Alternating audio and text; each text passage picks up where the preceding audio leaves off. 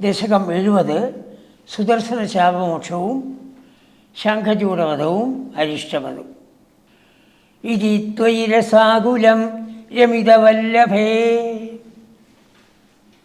ഹേ ഭഗവൻ, ത്വയി ഇതി രസാകുലം രമിതവല്ലഭേ, അങ്ങ് ആ വല്ലഭമാരെ, ആ ഗോപിമാരെ എല്ലാവരെയും രാസക്രീഡ കൊണ്ട് ആകുലരാക്കി. രസാകുലം, അങ്ങനെ രമിതവല്ലഭേ, എല്ലാ ഗോപിമാരും ആനന്ദത്തിൽ ആറാടി. അങ്ങനെ മാസങ്ങൾ കഴിഞ്ഞു. ആ സമയത്താണ് വല്ലവാഹ, ആ ഗോപന്മാർ, കഥാവിപുരം അംബികാകമിതുര അംബികാകാനനെ. അംബികാകാനനം ഗുജറാത്തിലാണ് അംബികാകാനനം എന്നാണ് പറയണത്. ഗുർജരദേശം എന്നാണ് ഭാഗവത്തിൽ പറയുന്നത്. ഗുർജരദേശം ഗുജറാത്ത്. അവിടെ സരസ്വതി നദിയുടെ തീരത്തുള്ള ഒരു ശിവക്ഷേത്രമാണ്. വനത്തിൻ്റെ പേര് അംബികാവനം, പാർവതിയുടെ അംബികാവനം. പ്രതിഷ്ഠ ശിവനാണ്. അവിടെ എല്ലാ കൊല്ലവുമുള്ളതായ ഉത്സവം. ആ ഉത്സവത്തിൽ പങ്കുകൊള്ളാനായി വല്ലവാഹ, ആ വല്ലവന്മാർ, ആ ഗോപന്മാർ. ഇപ്പോൾ അവർക്ക് ഭഗവാന്റെ മാഹാത്മ്യം ഏകദേശം മനസ്സിലാവാൻ തുടങ്ങി. നല്ലോണമായിട്ടില്ല, ഏകദേശം. മാഹാത്മ്യം ശരിക്കും മനസ്സിലായത് ഗോപിമാരാണ്. അങ്ങനെ ഒരിക്കൽ ആ അംബികാകാനനത്തിലേക്ക്, അവിടെ അംബികാകമിതുഹു പുരം, ആ പാർവതിയുടെ കമിതാവ്, കാന്തനായിരിക്കുന്ന വല്ലഭനായിരിക്കുന്ന ആ ശിവൻ്റെ ക്ഷേത്രം, പുരം ക്ഷേത്രം. ആ ക്ഷേത്രത്തിലേക്ക് എല്ലാവരും കൂടി പോയി. സമേത്യ ഭവദാസമം, ഭഗവാനുണ്ട്, ബലരാമനുണ്ട്, സംശയമില്ല. ഭഗവാനും ബലരാമനും ഉണ്ടെങ്കിലോ മറ്റു കുട്ടികളും ഉണ്ടാവും. സമേത്യ ഭവദാസമം, വൈകുന്നേരത്താണ് പോയിരിക്കുന്നത്. നിശി, സന്ധ്യാസമയത്ത് അവിടെ എത്തി. ദീപാരാധനയെല്ലാം തൊഴുതു.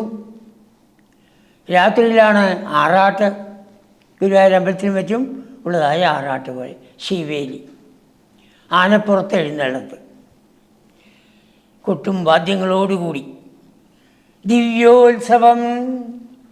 അതിശ്രേഷ്ഠമായിട്ടുള്ളതായ ഉത്സവമാണ് ശിവൻ്റെ ക്ഷേത്രത്തിൽ അവിടെ നടത്തുന്നത്. എല്ലാ കൊല്ലവും ഈ ഗോപന്മാർ അതിൽ പോകാറുണ്ട്. ഗോപന്മാർ ഇവിടെ മാത്രമല്ല, അനേകം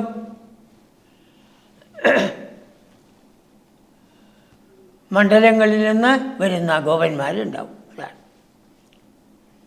വൃന്ദാവനം പോലെ അനേകം മണ്ഡലങ്ങളിൽ വരുന്നവർ. അവരെല്ലാവരും ആ ഉത്സവത്തിൽ പങ്കെടുത്തു, ശിവേലിയിൽ പങ്കെടുത്തു.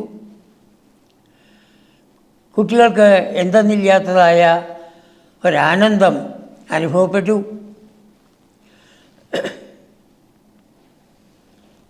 ഇനിയിപ്പോൾ എങ്ങനെയാണ്? രാത്രി പോകാൻ പറ്റില്ല, വെളിച്ചമില്ല. അപ്പോൾ അവിടെ തന്നെ കിടക്കുകയാണ്. കാട്ടിൻ്റെ ഏതെങ്കിലും ഒരു ഭാഗത്ത്, ഒഴിഞ്ഞ ഭാഗത്ത് കിടക്കും. സുഖം സുഷുഭുഹു, സുഖമായി ഉറങ്ങി. അപ്പോൾ കാടിൻ്റെ അതിർത്തി ആയതുകൊണ്ട് വന്യമൃഗങ്ങൾ വരാൻ സാധ്യതയുണ്ട്. അപ്പോൾ അവർ തീ കത്തിച്ചിട്ടാണ് കിടക്കുക. 4 ഭാഗത്തും തീ കത്തിക്കും, വന്യമൃഗങ്ങൾ വരാതിരിക്കാൻ വേണ്ടി. പക്ഷേ ഇവിടെ അങ്ങനെ തീ കത്തിച്ചെങ്കിലും അഗ്രസീത് വ്രജപമുഗ്രനാഗസ്ഥത, ഒരു ഉഗ്രനാഗം, ഒരു പെരുമ്പാമ്പ്, വലിയൊരു പെരുമ്പാമ്പ്. ആ പെരുമ്പാമ്പ് വ്രജപനെ, വ്രജത്തെ പാലിക്കുന്ന നന്ദഗോപൻ. അദ്ദേഹത്തിന് അഗ്രസീത് വിഴുങ്ങാൻ വന്നു. അപ്പോൾ കാലിലാണ് പിടിച്ചിരിക്കുന്നത്. അങ്ങനെ കാലിലൂടെ ദേഹം മുഴുവൻ വിഴുങ്ങും. ഇതാണ് മലമ്പാമ്പുകൾ. അവരാഹാരം തേടി എവിടേക്കും പോകാറില്ല. സാധാരണ ഒരു സ്ഥലത്ത് കിടക്കും. പക്ഷെ ഇവിടെ ഭഗവാന്റെ സാന്നിധ്യമുള്ളത് കൊണ്ടാണ്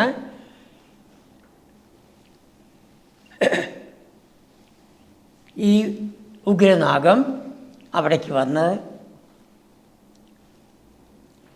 അതിൻ്റെ പിന്നിൽ പല ശാപങ്ങളുണ്ട്. അത് നമുക്ക് അടുത്ത് തന്നെ വരുന്നുണ്ട്. പക്ഷേ എപ്പോഴാണോ വൃതനാഥനായിരിക്കുന്ന നന്ദഗോപരുടെ കാലിൽ പിടികൂടിയപ്പോൾ അദ്ദേഹം നിലവിളിച്ചു.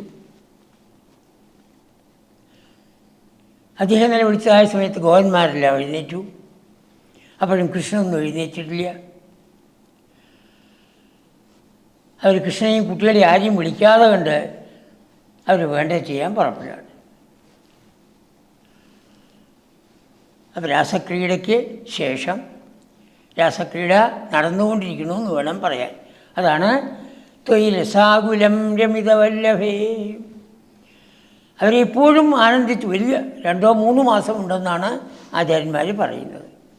എത്ര കാലം എന്ന് വ്യക്തമായിട്ട് പറയുന്നില്ല. 2-3 മാസക്കാലം ആ രാസക്രീഡ നടന്നു.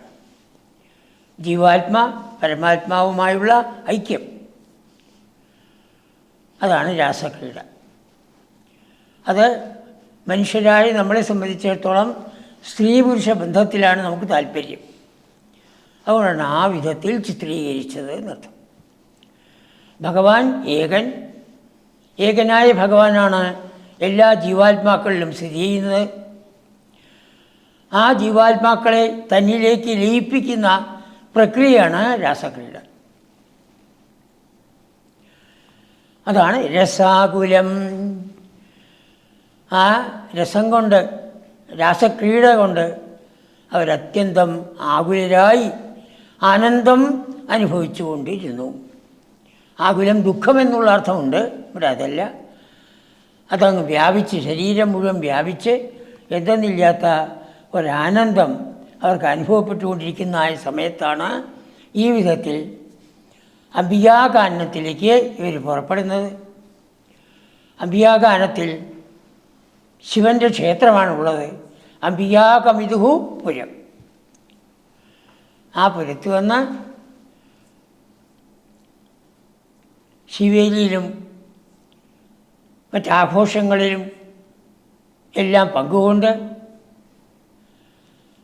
അവരന്ന് രാത്രി ആ കാട്ടിൽ തന്നെ കിടക്കുകയാണ്. സുഖം സുഷുഭു, എല്ലാവരും സുഖമായി ഉറങ്ങുമ്പോഴാണ് അഗ്രസീ വ്രജപമുഗ്രനാഗസ്തത, ആ പെരുമ്പാമ്പ് വന്ന് നന്ദഗോപരുടെ കാല് വിഴുങ്ങാൻ തുടങ്ങിയത്.